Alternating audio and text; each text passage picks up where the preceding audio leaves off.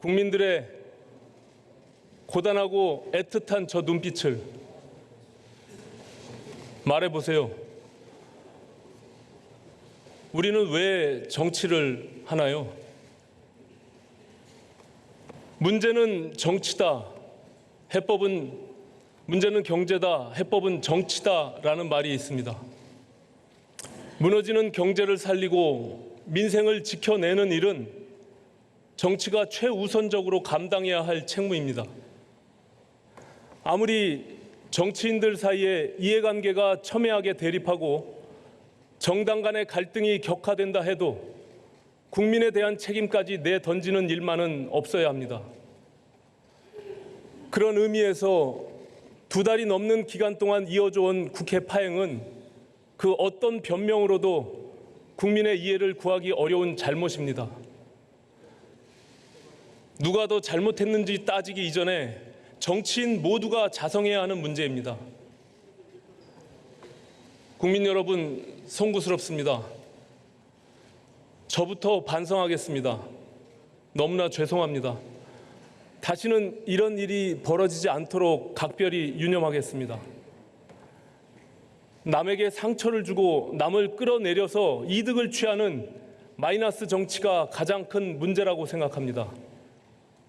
국민을 위해 보다 나은 정책을 내놓고 진정성 있는 실천으로 경쟁하는 공존과 합의의 플러스 정치를 하겠습니다.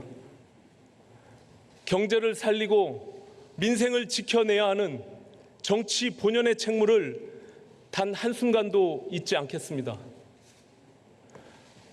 존경하는 국민 여러분, 나라 안팎으로 경제 상황이 심상치 않습니다. 기업들의 투자가 크게 줄어들고 있습니다. 여의치 않은 시장 상황과 높은 규제 장벽을 호소하며 해외 이전을 고민하는 기업들이 늘어나고 있습니다. 우리 경제를 지탱해온 수출마저도 빨간 신호등이 들어온 지 오래입니다. 자영업 몰락은 이제 더 이상 새로운 뉴스가 아닙니다. 고용 흐름이 좋아지고 있다는 정부의 주장과는 달리 국민이 체감하는 최악의 고용 상황은 좀처럼 나아질 기미를 보이지 않고 있습니다. 가계의 채무 상환 능력도 갈수록 떨어지고 있습니다. 이런 와중에 우리 경제를 둘러싼 대외 여건도 악화 일로를 걷고 있습니다. 미중 무역 분쟁이 장기전 양상에 접어든 가운데 일본이 우리나라에 대한 수출 규제를 강화하고 나섰습니다. 반도체 등 우리의 수출 주력 품목을 만드는 데 꼭 필요한 핵심 소재 수급을 어렵게 만드는 경제 보복을 가해온 것입니다. 일본의 경제 보복은 즉각 철회돼야 합니다. 외교적으로 해결할 과거사 문제를 빌미로 경제 보복을 가해오는 일은 결코 용납할 수 없는 일입니다. 그러나 일본의 보복이 없었어도 반도체, 디스플레이, 무선통신 기기 등 핵심 산업의 하반기 수출 전망은 이미 어두운 상황이었습니다.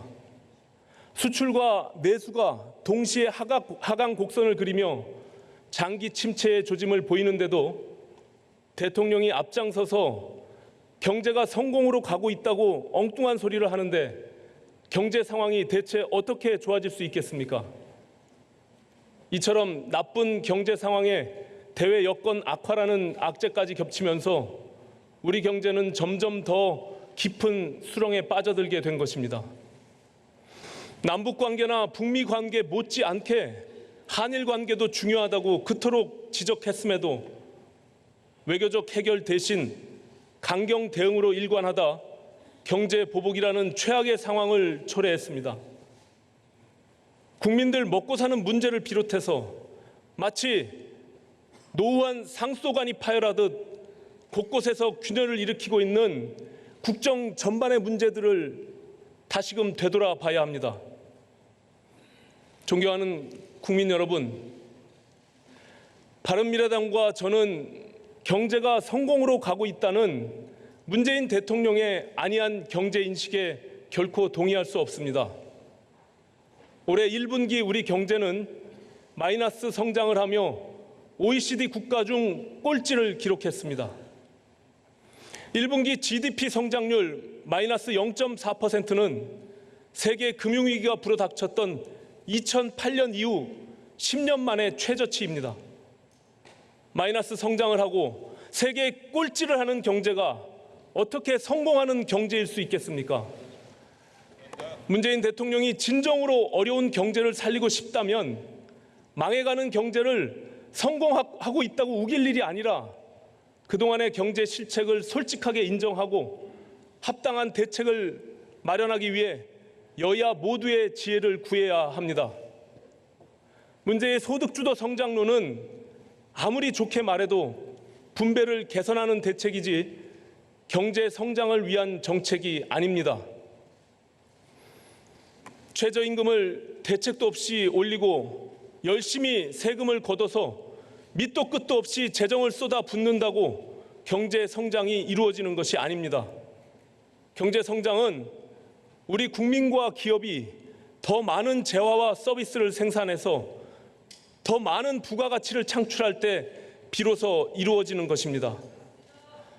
오늘날 우리 눈앞에 펼쳐지고 있는 한국 경제의 총체적인 난국은 이처럼 근본 개념부터 잘못된 엉터리 성장론을 고집한 결과로 빚어진 참사입니다. 정부는 지난 2년간 소득주도 성장을 한다고 야단 법석을 떨었지만 오히려 국민 소득은 줄어들었습니다. 1분기 실질 국민 총소득 GNI가 전기 대비 0.3% 감소했습니다. 국민이 실제 쓸 수 있는 국민 총처분 가능 소득 또한 1.4% 하락했습니다.